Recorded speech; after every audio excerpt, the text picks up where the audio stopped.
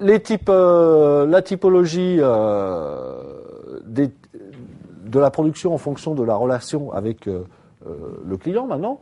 D'abord, on peut produire sur stock.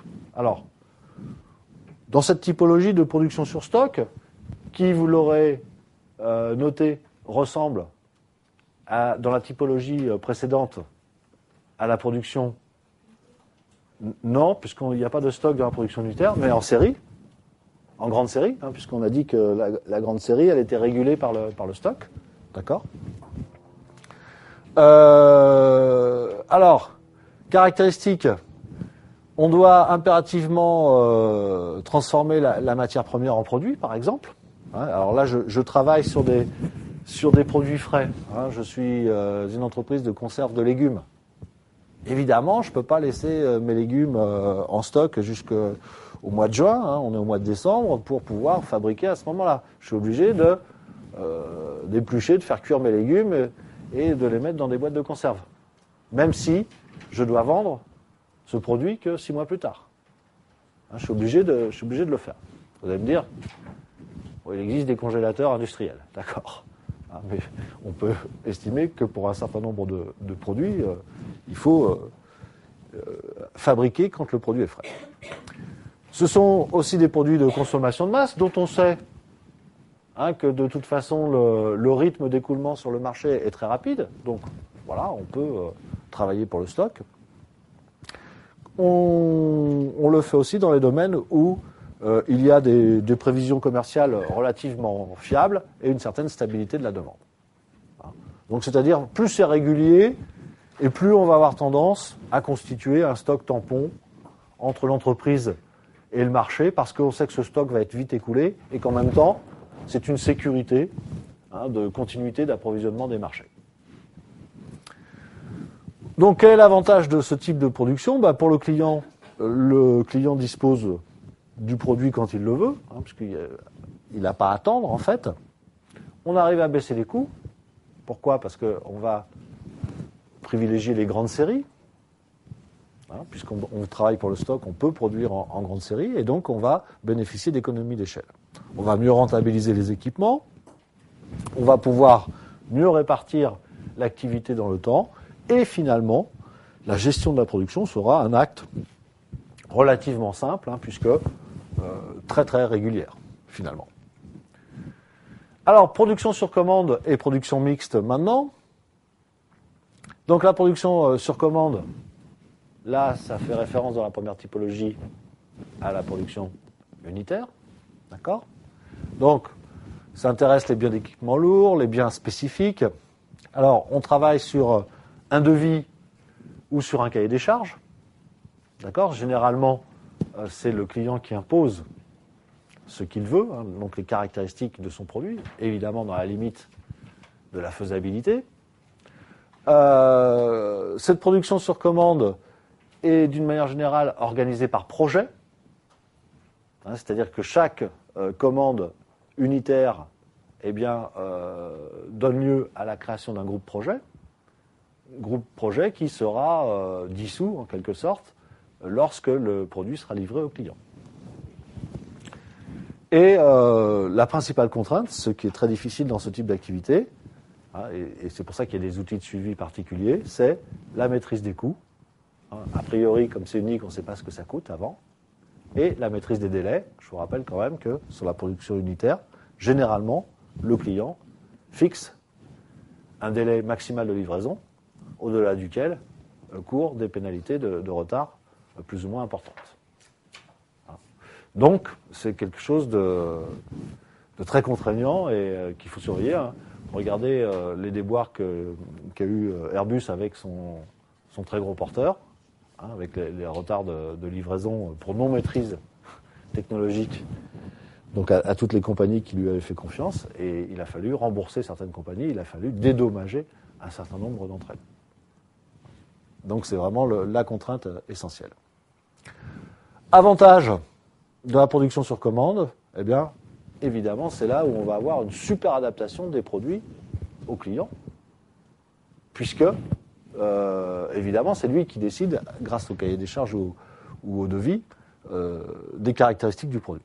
absence de stock, donc absence de coûts liés au stock, et puis une certaine lisibilité du chiffre d'affaires.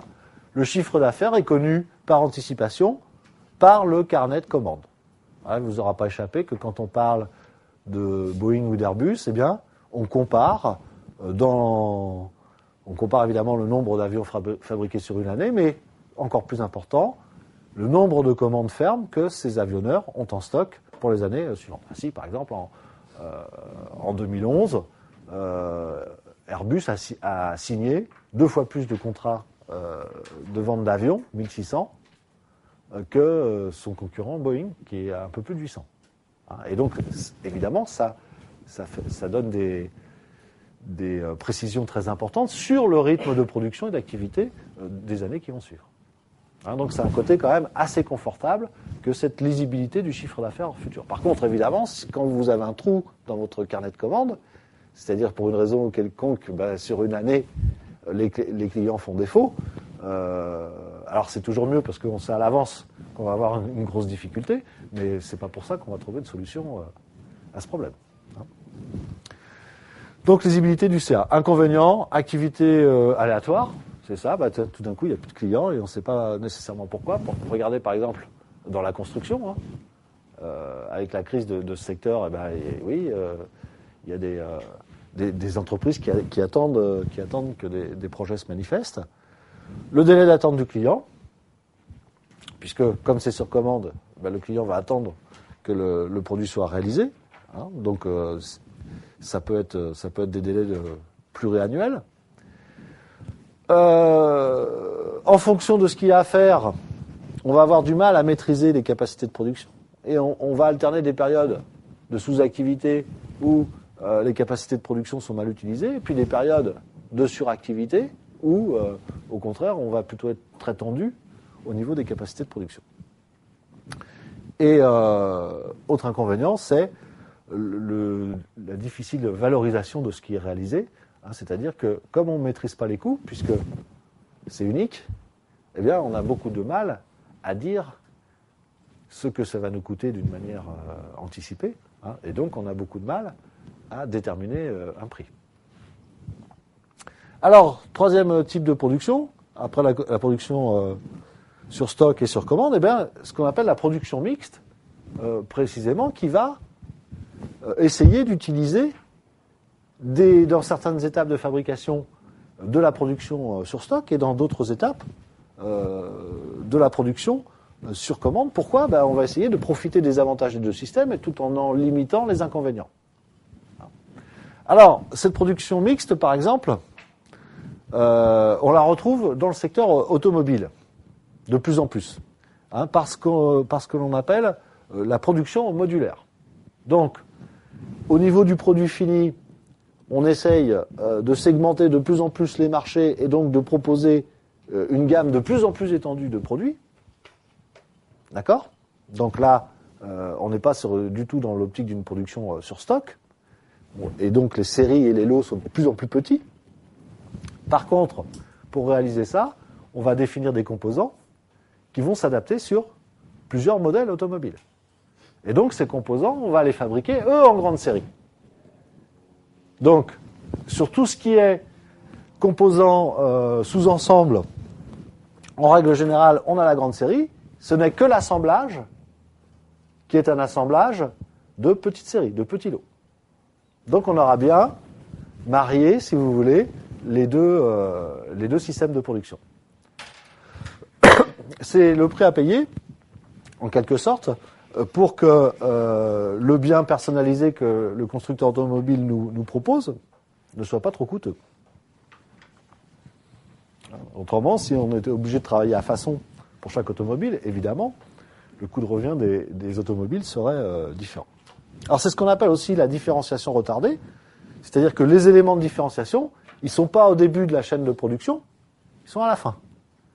Donc, l'essentiel de la chaîne de production, c'est des opérations communes, et c'est à la fin qu'on va différencier le produit. D'ailleurs, il faut remarquer que dans le monde automobile, de plus en plus d'accessoires demandés par les clients sont intégrés chez le concessionnaire.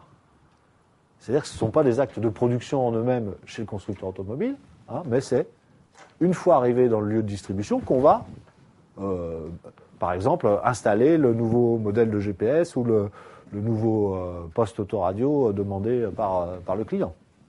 Hein, donc ce ne sera même pas l'industriel qui va s'en charger. On retrouve ça donc dans l'automobile, comme je vous l'ai expliqué, et dans la haute couture. Dans la haute couture, c'est une autre déclinaison. Il ne vous aura pas échappé que Dior, la grande maison Dior, ne gagne pas sa vie uniquement en vendant des robes de haute couture à plusieurs dizaines de milliers d'euros. Ça ne suffirait pas. Donc, que ces robes à plusieurs dizaines de milliers d'euros, eh bien, c'est de la production unitaire sur commande, en quelque sorte, mais pour faire vivre la maison Dior, derrière, vous avez du prêt-à-porter. Et le prêt-à-porter, eh bien, finalement, c'est une production sur stock. Hein, et c'est ça qui va permettre de faire vivre l'activité, à proprement parler, de haute couture. On comprend bien, d'ailleurs, le rapport entre les deux types de production. Les premières, les modèles de haute couture, sont les vecteurs de communication et d'image du prêt-à-porter. Et le prêt-à-porter permet d'affronter les coûts monstrueux de la fabrication de modèles de haute couture. Donc c'est une autre déclinaison de la production mixte. Avantage, combine les avantages des deux autres modes de production. Et inconvénients, on essaye de minimiser, mais parfois c'est l'inverse, donc ça peut combiner les inconvénients des deux autres modes de production. Alors, là, dans la mixité, évidemment, les entreprises possèdent un certain nombre de choix. Au départ, dans l'automobile, c'était pas de la production mixte, c'était que de la production en grande série, pour le stock. Ensuite, c'est devenu de la production totalement différenciée, mais ça coûtait cher. Et donc, on est arrivé, grâce aussi à des progrès technologiques importants au niveau des process de fabrication, à cette notion de production mixte.